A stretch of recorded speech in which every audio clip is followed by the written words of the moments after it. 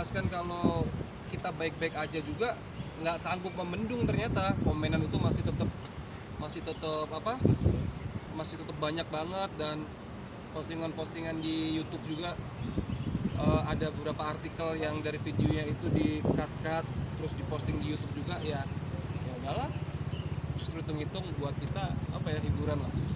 Cal, sedikit dong, emang soal apa sih YouTube-nya sampai akhirnya banyak yang nyerang gitu, Cal? Ngebahas apa sih?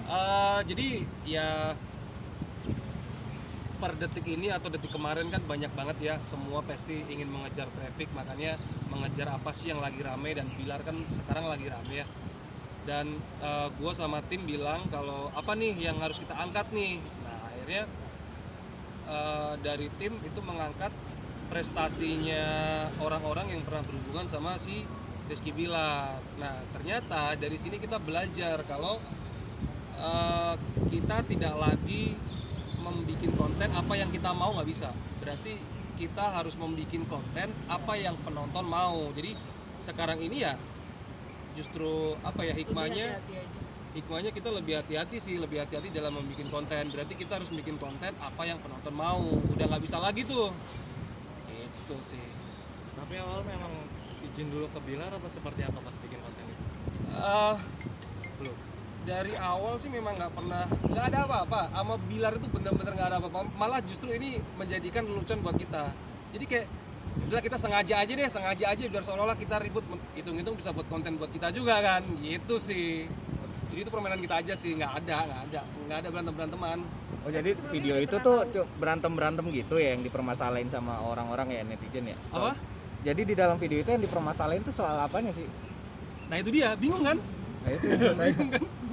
Gue juga bingung. Komen-komen yang datang ke lu gimana? Banyak Soal banget. Banget. Kalau wah parah lu bandingin. Terus pas kebetulan lagi bareng artikelnya ada tuh. Kok ada artikel nih kita lagi berantem. Gimana nih? Ya kalau kita jelasin kan nggak. Kita sempat jelasin sih. Pertama kita sempat jelasin kalau kita baik-baik aja, kita nggak ada berantem tuh. Udah, tapi ternyata nggak sanggup untuk membendung itu. Ya udah kita isengin sekalian. Udah deh. Seolah-olah kita bikin berantem aja, bro. Hitung-hitung konten buat kita juga. Gitu sih. Sebenarnya nggak ada apa-apa. Tapi dari ketika banyaknya yang Apa? masuk komentar. Iya, yang dirasain, oh ternyata seperti ini ya, bulian sebuah netizen gitu. Nikmatin aja, dan yang penting gue sama Bilarnya masih baik-baik aja. Itu yang penting. Yang penting gue sama Bilar baik-baik aja, gue sama siapapun masih baik-baik aja. Kalau netizen ini kan nggak kelihatan lah pertemanan di sosial media, nggak kelihatan lah. Gue sih lebih mengamankan di kehidupan nyata gue. Tapi dari dirugikan juga nggak sih? Nggak sama sekali. Apalagi kalau Kenapa? lihat Lutfi Agizal ya, yang ketika komen aja banyak dihujat, lu aja cuman begitu doang, lu ngerasain juga apa yang Anjay. Emang boleh ngomong anjay? Boleh sih. Boleh lah. Iya kayak si Lutfi juga temen. Mungkin yang bawa Lutfi ke circle kita, ke circle yang ada Bilarnya juga, ya itu gua juga. Ya, jadi ketika orang pada membuli Lutfi, di situ gua nggak ngebully kan. Gua cuma nyari sendal di situ, sendal gua hilang. Gua taruh di kolom komentar, sendal hilang. Jadi untuk ngomongin masalah Lutfi, geli sendiri. Gue sebagai teman tuh geli gitu loh, nggak nyangka aja gitu. Gue deket sama dia, gue kenal sama dia, hal sereceh ini bisa serame ini tuh geli sendiri. Jadi ya begitulah. Tapi sebagai public figure juga teman-teman yang memang lagi banyak istilahnya kayak sensasi kali ya, ngelihat fenomena kayak gini tuh gimana sih? Ya itu dia. Jadi gue rasa sekarang para influence, para YouTubers, jadi di masa pandemik ini benar-benar kita dibukakan dengan sebuah traffic atau AdSense ya. Jadi orang paham nih, YouTubers atau konten kreator nih paham kemana kita harus mengejar traffic, seperti itu, kemana kita harus mengembangkan traffic. Dan mungkin ini yang terlalu dipahami sama Lutfi gitu loh, sampai dia membuat konten sebuah anjay yang berpikir mungkin ini sebuah traffic buat dia. Ya menurut gue sih sah-sah aja. Tapi kalau di tracking dari awal sampai akhir sih sebenarnya kata-kata itu kata-kata yang sebenarnya dipermasalahin juga nggak apa-apa, nggak dipermasalahin juga nggak apa-apa. Kalau gue sih gue udah ketemu Lutfi langsung berapa hari yang lalu ya, 4 hari yang lalu ya.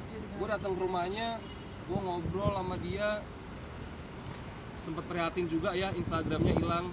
Apalagi buat YouTubers atau buat influencer itu kan Instagram bisa dijadikan pemasukan ya, pemasukan, dan kita juga prihatin juga kenapa bisa hilang. Kita juga sempat nasehatin lain kali kalau bikin konten itu memang bener-bener harus tahu dulu nih apa yang penonton mau baru kita bikin konten. Sekarang kita harus hati-hati sih. Oke, Terakhir bang, Lutfi kan 150 juta lah. Oh. Kan kalau lu sendiri ngerasain tinggal kemarin. Iya, kalau gue sih orangnya street ya. Gue sama circle teman-teman gue sama Bilar, gue sama Lutfi, gue terkenal orang yang street lah. Gue ceplos lah. Maksudnya gini, karena gue berpikirnya gini, kalau kita teman, kita harus ngasih tahu di depan, jangan di belakang. Dan gue pun ngasih tahu sama Lutfi, udahlah Vi, mau impresi lu 150 juta kan itu kan nggak diperlihatkan ya. Kalau yang diperlihatkan itu kan terakhir impresinya dia di angka 40-an juta gitu loh, 40 apa berapa ya, 40 atau 50 juta gitu, dengan dia ada promo buat membantu UMKM dengan harga miring dibandingkan influencer yang lain gitu loh. Ya kalau di sini sih menurut gua kalau ujung-ujungnya tetap uang susah. Kita sebagai teman juga kita sebagai teman juga ngasih tahu susah. Kalau udah ngomong duit ya, orang kalau udah ngomong duit kan kita bicara perutnya masing-masing. Tapi gue pun bilang sama Lutfi, dan ini pun mungkin info buat yang lain ya. Insight gue sih nggak sebanyak Lutfi. Insight gue cuma 10 sampai 15 juta. Tapi gue sama UMKM gratis. Malah hasil YouTube gue beliin info 10 gue bagi-bagi ke orang. Jadi susah bro. Walaupun mau temen kayak apa, kalau orang udah ngomonginnya perut, nah kita tapi gue sebagai teman tetap kita ngasih tahu ya. Maksudnya kita tetap ngasih tahu, lain kali hati-hati, apalagi semua penonton udah pinter. Orang semua udah pada tahu lah, orang kalau udah mau ngejar traffic pasti ngomonginnya hal-hal apa yang misalnya apa, impresi gue 8 juta, tapi buat 8 juta sampai 15 juta nih kadang, tapi gue buat UMKM gratis.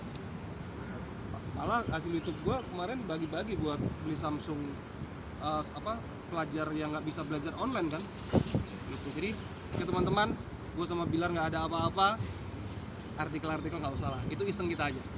terakhir sampai akhirnya lu nurunin video sendiri karena takut dibully netizen apa seperti apa? Nah, akhirnya para netizen bisa menggoreng dari konten itu gitu loh, dijadiin meme lah, dijadiin ini itulah. Akhirnya kita berpikir kalau udahlah bro, take down aja deh, udah kita take down. Kita take down itu biar ya udah semuanya baik-baik aja lah gitu loh.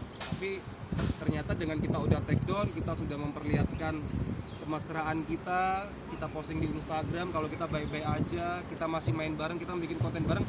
Tapi artikel itu masih gitu loh, tapi ya udahlah. Akhirnya kita goreng sendiri dong, bisa jadi kontennya kita. Gitu. Terima kasih.